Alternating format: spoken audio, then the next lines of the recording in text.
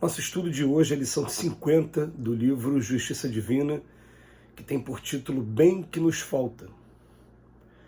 No estudo da perfeição, comecemos por vigiar a nós mesmos, corrigindo-nos em tudo aquilo que nos desagrada nos semelhantes.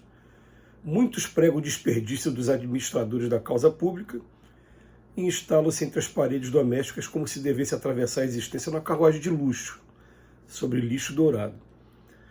Outros criticam autoridades, apontando-as por verdugo do povo, e tiranizam no lar as mãos obscuras e generosas que lhes amassam o pão. Vemos os que amaldiçoam a guerra entre os povos e vivem no aprisco familiar com a truculência da fera solta. Há os que indicam a pena de morte para os irmãos que enlouqueceram na delinquência e manejam em casa o punhal invisível da ingratidão. Muitos lideram primorosas campanhas de socorro à infância desprotegida e enxotam por vagabundo o primeiro menino infortunado que lhes rogam vintém. Outros guardam a enciclopédia na cabeça e jamais se lembram de estender o alfabeto ao companheiro atrelado à ignorância. Vemos os que cantam hosanas à virtude e encastelam-se no conforto individual, afirmando que a caridade é fábrica de preguiça. E aos que ensinam sabiamente, quanto à bondade e simpatia, a se movimentarem na senda particular, despedindo farpas magnéticas entre melindres e aversões. Nesses apontamentos humildes, a ninguém censuramos, uma vez que, com evidentes exceções, até ontem éramos todos nós igualmente assim.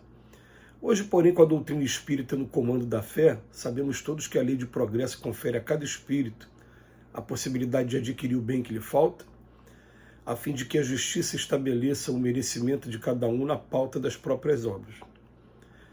Conjuguemos assim conselho e ação, palavra e conduta, na mesma onda de serviço renovador, compreendendo por fim que o bem que nos falta nem sempre é o bem que ainda não desfrutamos, mas sim o bem dos outros que, em nosso próprio benefício, nos cabe fazer. Emmanuel hoje vem nos levar à reflexão de uma coisa que algumas vezes é difícil para a gente, porque existe uma distância muito grande entre o que nós somos e o que nós desejaríamos muito ser. E normalmente nossas palavras são carregadas daquilo que a gente desejaria muito ser, que a gente vem buscando. E é claro, é assim que a coisa deve ser mesmo. A gente vai e coloca uma meta. Eu quero muito aprender a ser uma pessoa que perdoa. Eu vou estudar tudo sobre perdão. Por quê? Porque eu sou uma pessoa que tem dificuldade de perdoar.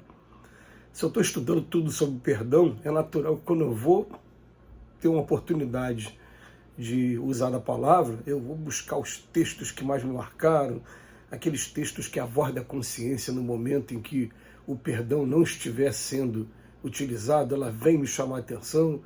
Então eu fico com aqueles jargões, aquelas frases prontas, porque na verdade é uma necessidade minha. E o Emmanuel, ele começa dizendo, no estudo da perfeição, a gente tem que começar a vigiar nós mesmos, principalmente naquilo que nos desagrada nos semelhantes. Então a gente começa a observar o que me desagrada muito nas pessoas. E a gente vai perceber que muitas das vezes o que desagrada demais nas pessoas é aquilo que a gente tem na gente ainda, que a gente tem uma luta enorme contra esse defeito que a gente tem, contra esse problema que a gente tem. Então é uma luta tão grande que desagrada demais a gente está vendo exemplos, principalmente na nossa frente, de coisas que a gente está tentando não fazer e que a gente ainda traz ainda enraizado dentro da gente. É interessante, né? Mas vou dar um exemplo aqui. A pessoa que era um bebedor inveterado e de repente contrai uma enfermidade no fígado, uma coisa mais séria, e se vê privado de usar da bebida, e de repente, através daquele sofrimento, ele começa a ficar muito irritado quando vê alguém bebendo. Aí eu fico, mas por que ele está irritado daquele jeito? Porque na verdade ele queria muito estar bebendo também, não pode beber, não está podendo beber por causa de limitação física mesmo. Então o Emmanuel traz alguns exemplos, fala, tem gente que, principalmente nos dias de hoje, que essas lições parecem são muito atuais, né? Tem hora que parece que o Emmanuel está falando de um assunto que aconteceu ontem, né? Nos dias de hoje se critica muito os políticos de todas as naturezas. Então, vem aqui falar para a gente, muitos pregam contra o desperdício dos administradores da causa pública.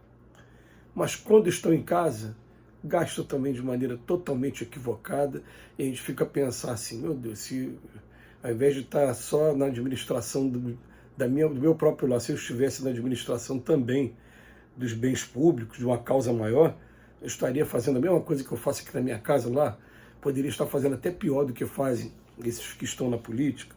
Aí depois fala, outros criticam autoridades, mas quando chegam em casa também tiranizam lá, eles são o dono da ordem dentro de casa. E fazem jus a isso, através de processos ainda de violência, seja física, seja verbal. Tem gente que amaldiçoa a guerra, mas vive em guerra dentro de casa. É isso que o Emmanuel está querendo dizer para a gente. Tem gente que critica a pena de morte, mas em casa manejam o punhal invisível da ingratidão. Tem gente que indica a pena de morte. Eu falei critica, né? Estão indicando a pena de morte. Pois tem gente que fica à frente de campanhas de socorro à infância, mas o primeiro garoto que aparece na porta ele acaba tratando de maneira equivocada. Quer dizer, o Emmanuel traz assim alguns exemplos em que a gente começa a observar e fica, meu Deus, né? É uma coisa que eu quero, mas ao mesmo tempo que eu busco e ainda parece que está muito distante de mim. E o Emmanuel depois ele fala, nesses apontamentos humildes, não estamos censurando ninguém não leve para esse lado não, até porque com evidentes exceções, até ontem a gente era todo mundo assim, mas Emmanuel chama atenção, hoje a doutrina espírita, no comando da fé, ela modifica a gente, ela traz para a gente que a lei do progresso confere a cada espírito a possibilidade de adquirir o bem que falta, a justiça, o que a justiça estabelece, o merecimento para cada um. Então, né, não é que com esses exemplos ali, os exemplos, é claro, eu parei no meio, tem mais 3 ainda exemplos que ele dá. Pessoas que guardam muita enciclopédia na cabeça, mas não ensinam a ninguém. Pessoas que cantam hosanas à virtude, mas ficam dentro de casa na preguiça. E, por fim, ensinam sabiamente a bondade e a simpatia, mas quando está na senda particular, melindres, aversões, e a gente começa a ler esses exemplos do Emmanuel e fica, meu Deus, será que eu estou enquadrado em algum deles? E o interessante da gente fazer esse estudo diariamente é que a gente cria na gente força moral para se estar autoanalisando diariamente. O estudo é diário, acaba sendo o reforço.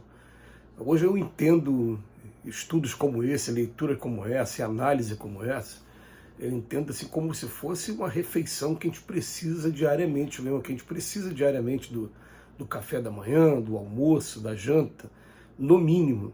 Hoje a nutrição mais moderna estabelece outras pequenas refeições ao longo do dia, mas essas 3 principalmente, quando a gente não tem, a gente sente. O nosso organismo ele sente falta dessas refeições. Quando a gente começa a ter esses galardões morais aqui no papel e começa a trazer para a nossa reflexão, a gente está mais preparado para facear as dificuldades das provas e das expiações que estamos vivendo. Então, eu terminei de ler, refletir, como a gente vem fazendo aqui agora. Sai de casa, tem uma dificuldade qualquer no campo interpessoal, o que acontece? Eu estou mais preparado para poder estar recebendo, tolerando e recebendo paciência nesses momentos. Então o Emmanuel termina falando assim, vamos conjugar assim, conselho e ação, palavra e conduta, na mesma onda de serviço renovador, compreendendo por fim que o bem que nos falta nem sempre é o bem que ainda não desfrutamos, mas sim o bem dos outros.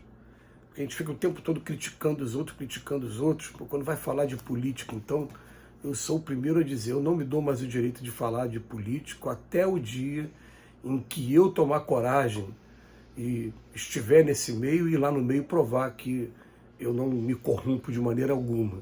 Aí sim, poderia falar do jeito que, mas por enquanto, eu não sei como é que é a prova, Eu prefiro respeitar e cuidar de mim mesmo. Que Jesus nos abençoe hoje e sempre.